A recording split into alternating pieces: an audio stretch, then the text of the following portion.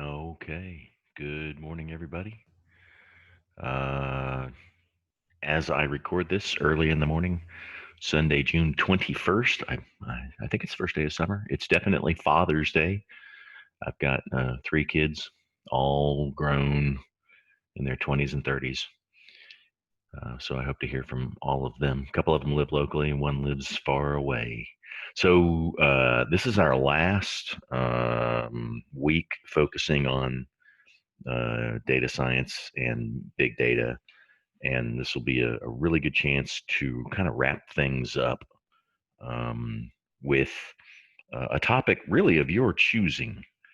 This will be a wonderful opportunity for you to go out there and find some good foundational articles to add to your library regarding big data and the future challenges associated with that world. So we'll get started.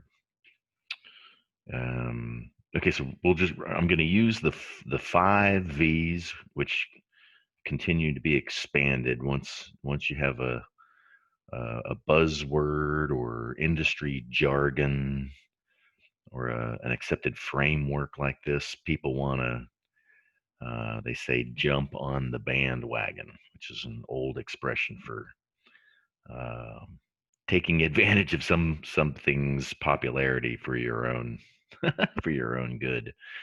Um, so yeah, then we'll talk a little bit about uncertainty, which is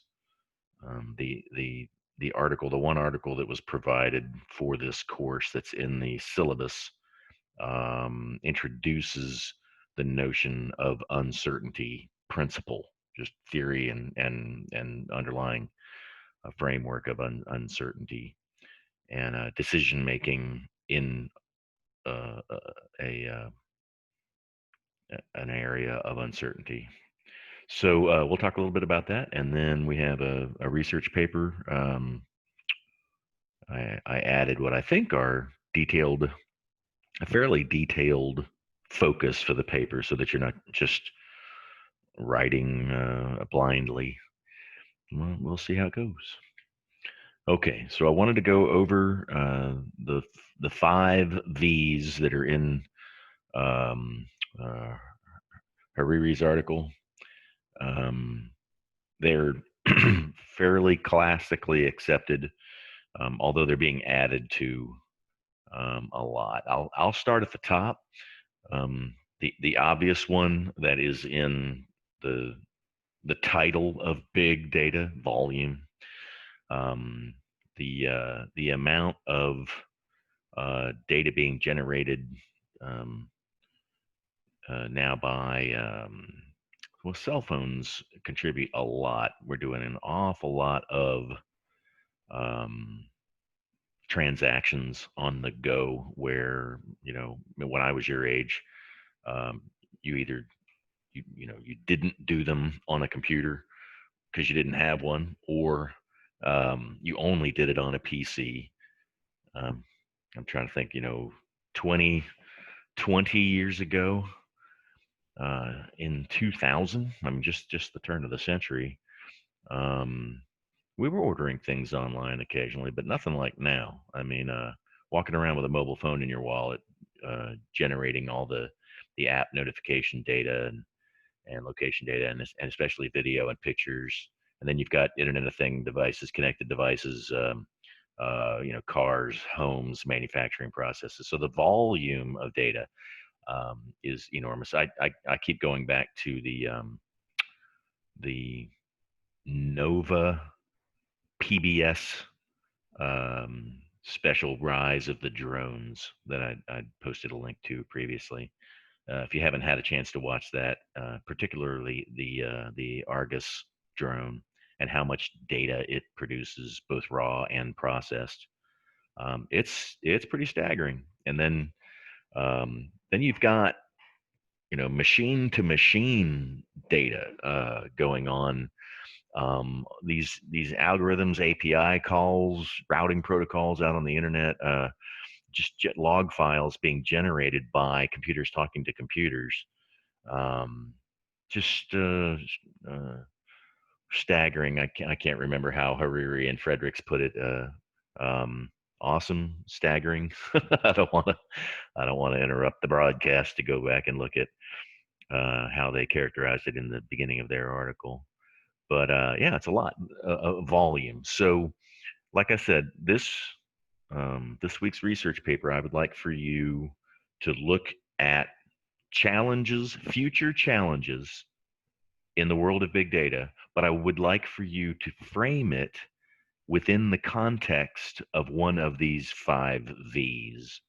Okay, so if you find academic background that talks about the volume being a challenge, um, and it doesn't have to be the biggest challenge, just a challenge. Uh, and what is being addressed? Of course, scalable, elastic, cloud-based storage helps with volume. It helps, but you're welcome to dig a little deeper and write your paper about a challenge in the world of volume.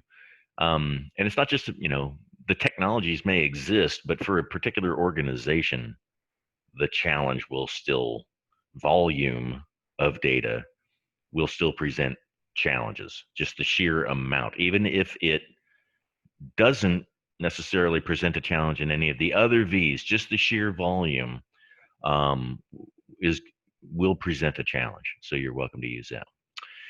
And let's go moving to the right clockwise. Veracity of data. This um,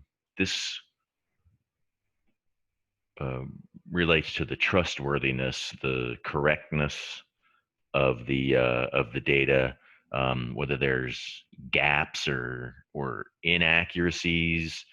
You get data coming in with different units of measure, even or no unit of measure. You get subjective, uh, you know, um, um, qualitative data in there that has to be dealt with as far as a confidence level using machine learning or other statistical assignments. So yeah, the actual quality of the data that you're getting in, some of it is structured and error checked and very trustworthy, and then maybe some of the stuff coming in off social media is kind of wishy-washy, needs fuzzy logic to process. So if that's the challenge that you want to deal with, the veracity, there's three factors there: uncertainty, incompleteness, and inconsistency. You're welcome to do your paper on that area. And remember, I'm looking for the challenge to be uh, defined, but also hopefully some solutions going forward, recommended by researchers in the academic literature. And then, of course, you have the velocity of data coming in. We're still doing a lot of batch processing. Any of you that are in, especially maybe like health insurance, Blue Cross Blue Shield transactions are still being done on IBM mainframes using C overnight because there's just so much. It's coming at you, in great volume and in great speed. They move it over to batch processing. Now, of course, batch processing being done offline doesn't necessarily um, doesn't necessarily satisfy the requirement to do things in real time, keeping up with the velocity of the data coming to you. So there might be challenges that you could write about in migrating batch processing capabilities over to real time processing. Um, but yeah, you take a look at it. Batch versus real time, and then you've got data streaming at you. It could be real-time data in the form of system monitoring, like all the patients in your 2,000 bed hospital are streaming data at you. Their heart rates, their blood oxygen levels, all of that stuff, and any special monitoring equipment that they've got going on there. And you might even have the number of personnel that are on each ward, on each floor. You've got so much data streaming at you in a hospital or a healthcare setting.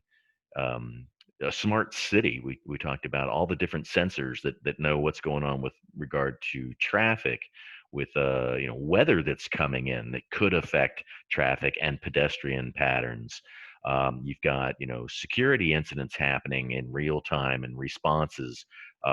You could have in a smart city you could have the plume from a chemical spill overlaid on top of a traffic pattern, with cars and commuter trains coming through, and what's going to be the impact. And so the velocity of information coming at you in real time is something that needs to be processed. And I don't know that our analytical uh, methods are quite there when it comes to real time system. We do a lot of stuff pretty well when it comes to historical data, and the software tools to analyze historical data, big data or structured conventional data analysis, are, I think, pretty mature. But when it comes to creating a real time um, decision making dashboard where you've got, like, something like the dash on your car where the gas gauge hits the red zone. I need to pull over into a filling station. I don't know that software is as far along as we are with static historical data. So that could be something that you emphasize in your research paper this week. um, real time data driven decision making, and how those tools are going to deal with the increase in velocity or volume. Or um, anyway, so keep going around the clock here to the next V. Variety of data coming in. If you just sit and think just about your own data, let alone all the other um, sources of data out there. But just think about all of the data about you, that could be analyzed or utilized, that you create every day, every week, every month, and think about what sort of variety that data comes in. You've got your phone, right? So every time you click an app, the fact that you activated that app is generated, where you were when you brought up that app, how much data you used while you were using that app. Um, Potentially every packet, every TCP/IP datagram that goes across the network could be thought of as data that you're generating. Every web page you download, every like you click on Facebook, every text you send, the metadata. I'm not I'm not getting into, big brother and government monitoring and privacy, and I'm not talking about law. Just think about the data varieties. um, and then pictures. There's a lot of data in a picture that your mind processes, or our minds process without even really thinking about it. We draw a lot of information from a picture, where the picture was set, what time of year it was, who's in the background, what what inanimate objects are in the background, what's the sentiment of the people in the picture.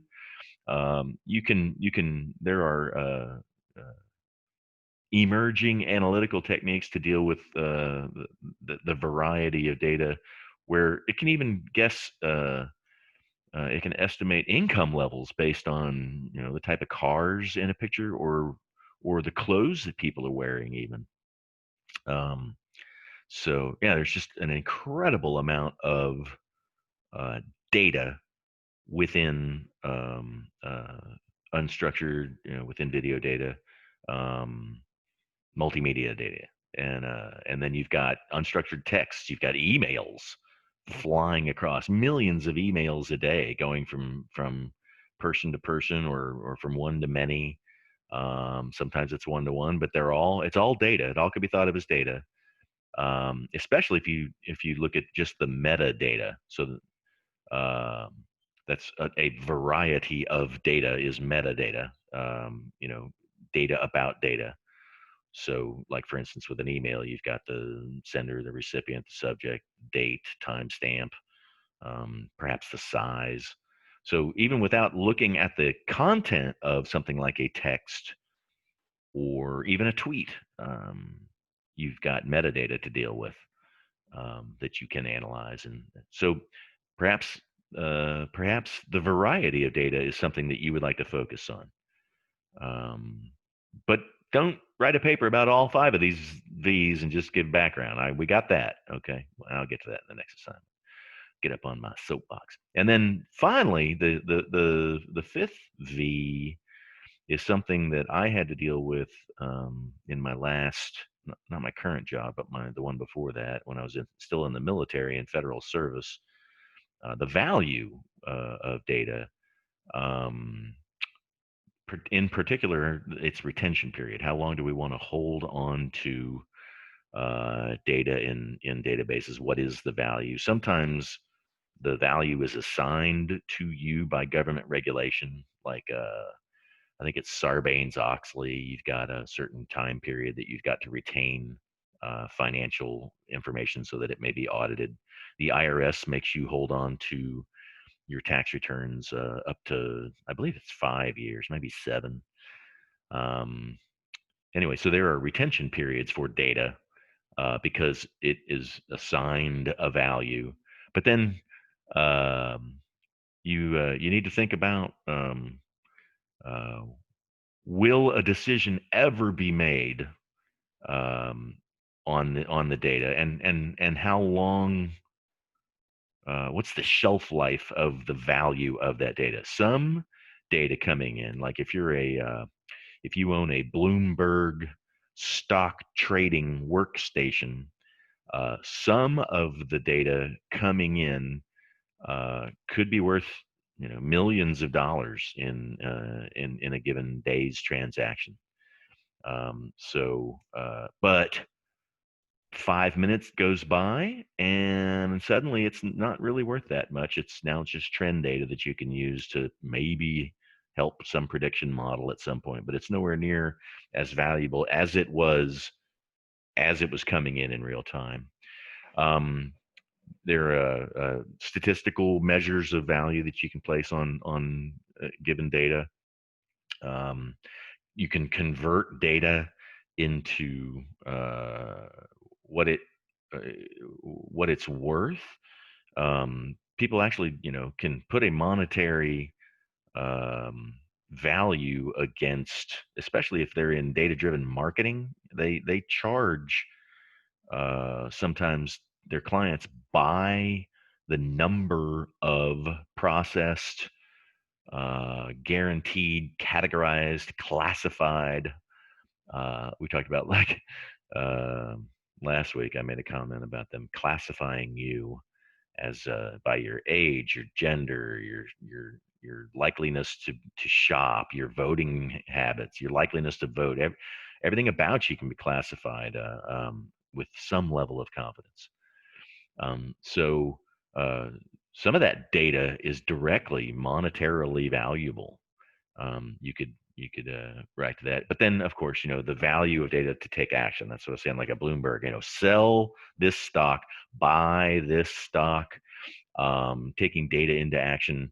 Uh, in my military career, uh, you know, real time data driving military decisions. Move troops in this direction, or um, get ammunition from point A to point B, because we're in a firefight. You name it. There's sky's the limit if you want to do your research paper on the value of data and future challenges regarding that value.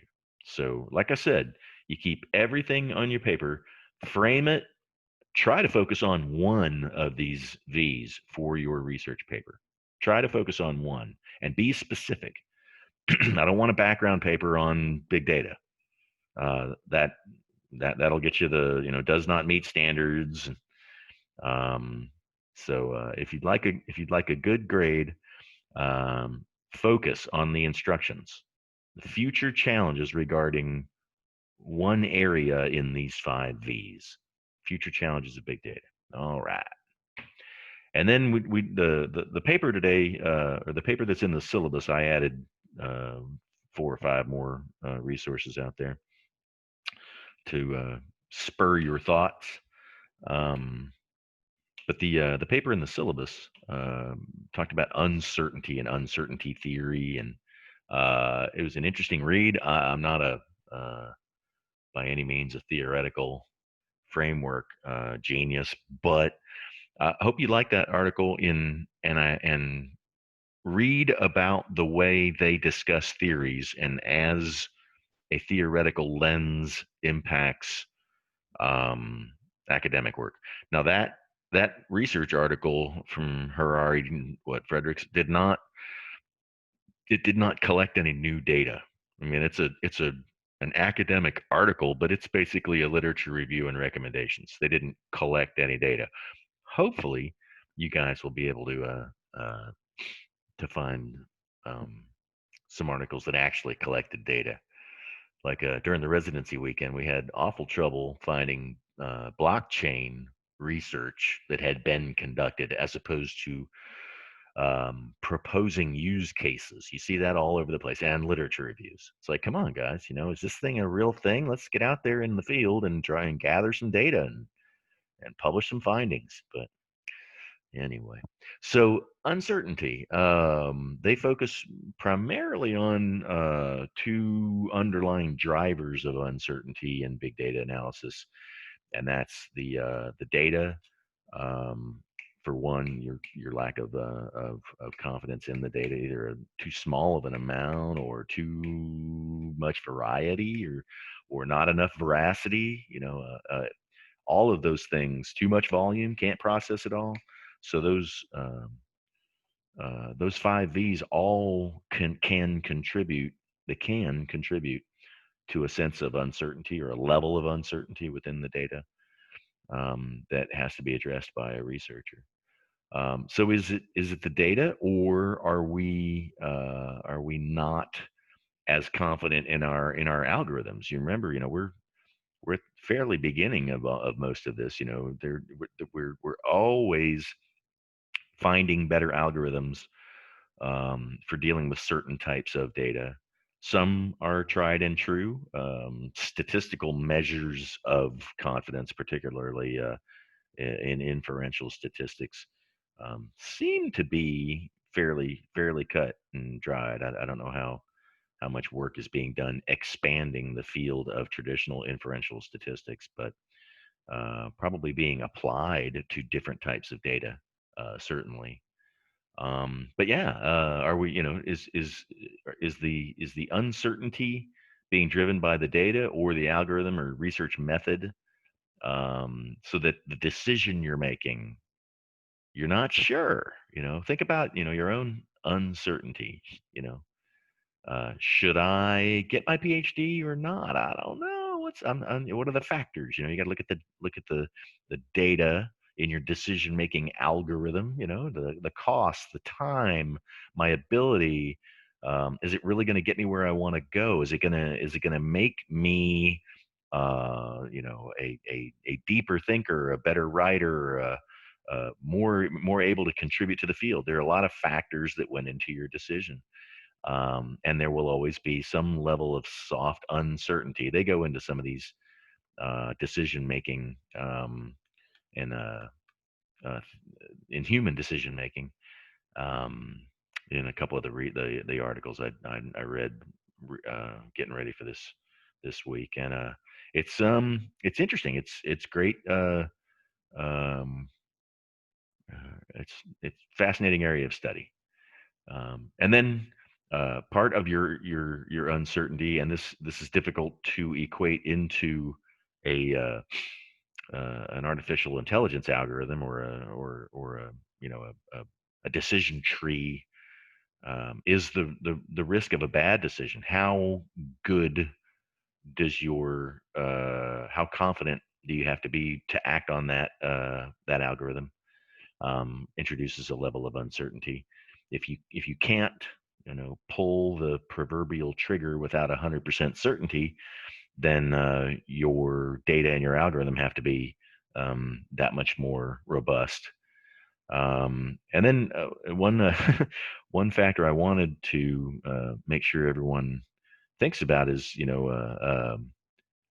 option zero. Everybody talks about doing courses of action analysis, a COA.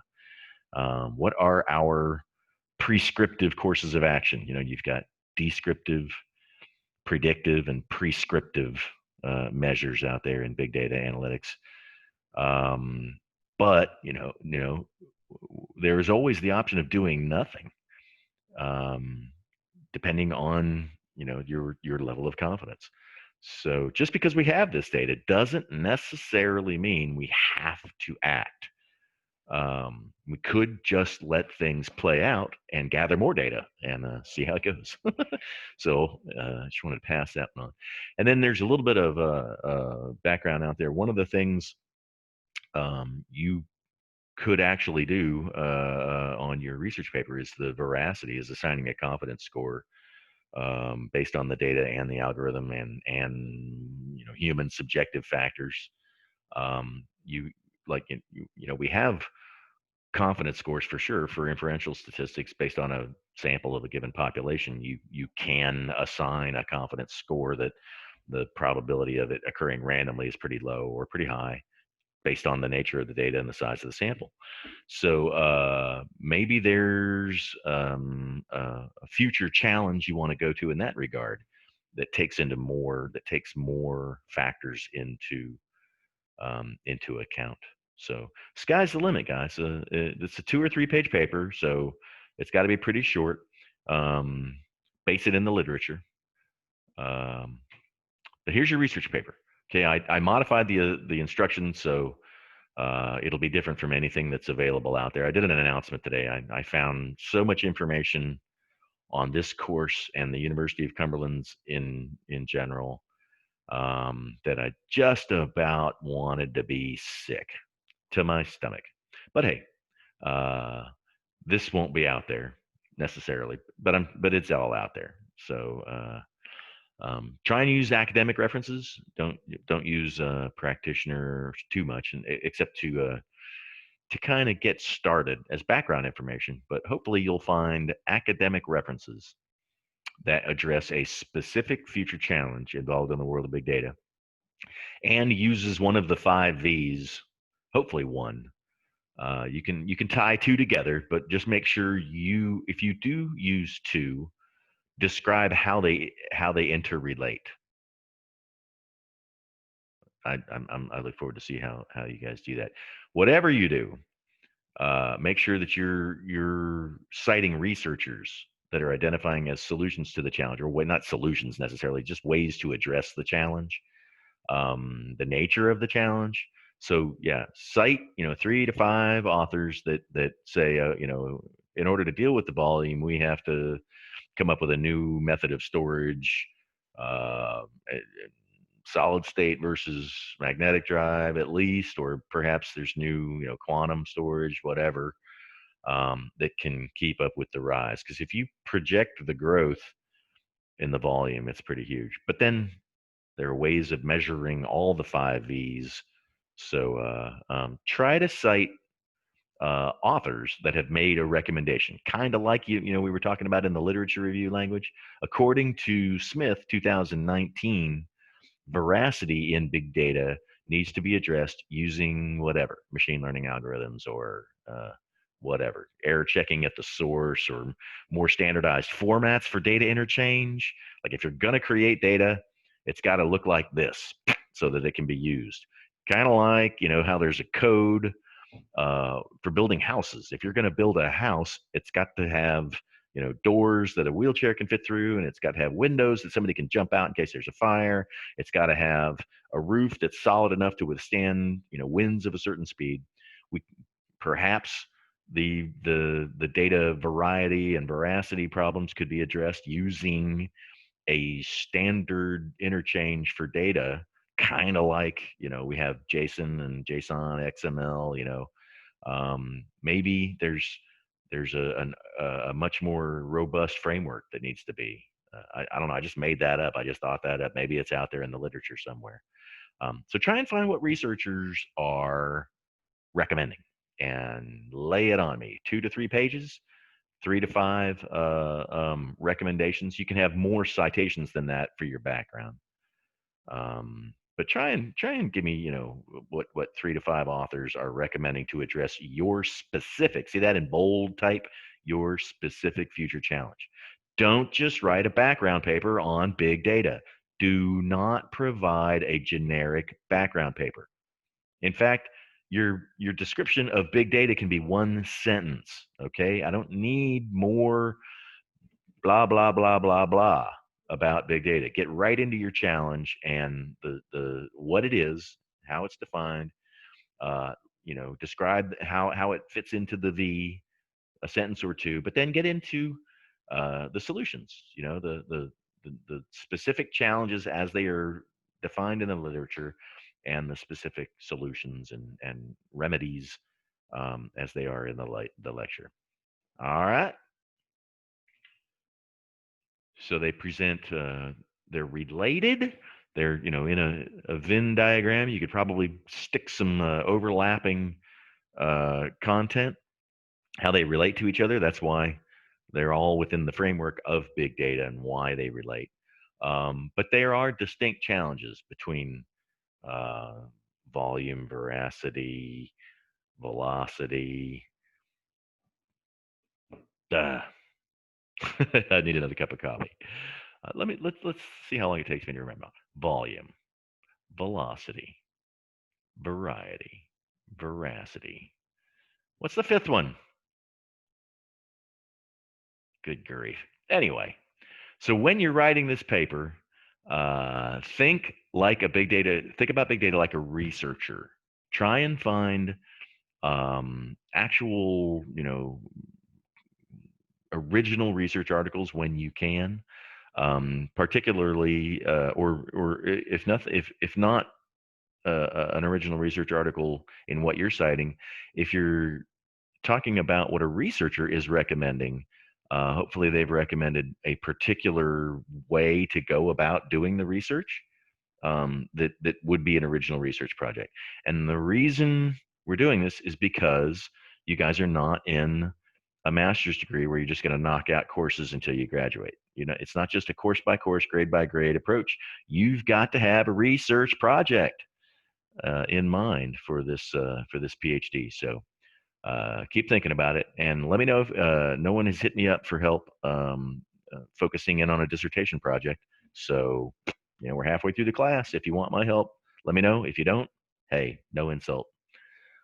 And if you need help, on this paper, you're welcome to email me, by Wednesday or so. Don't email me on Sunday and tell me you don't know what's going on. That happens every once in a while. And as always, questions and concerns,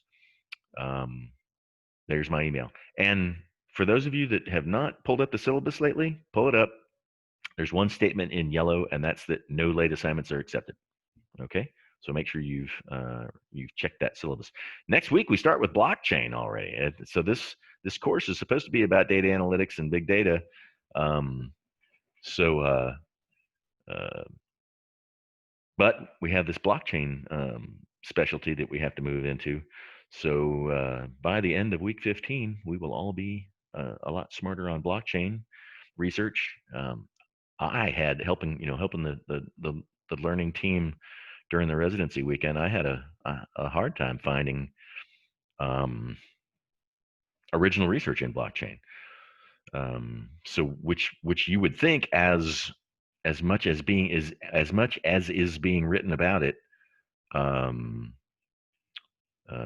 according to bibliometric analysis, Um, there's not a whole lot of research being done, so that might be a great thing for you to do for your dissertation. Anyway, I wish you all a wonderful first week of summer, and I will see you online.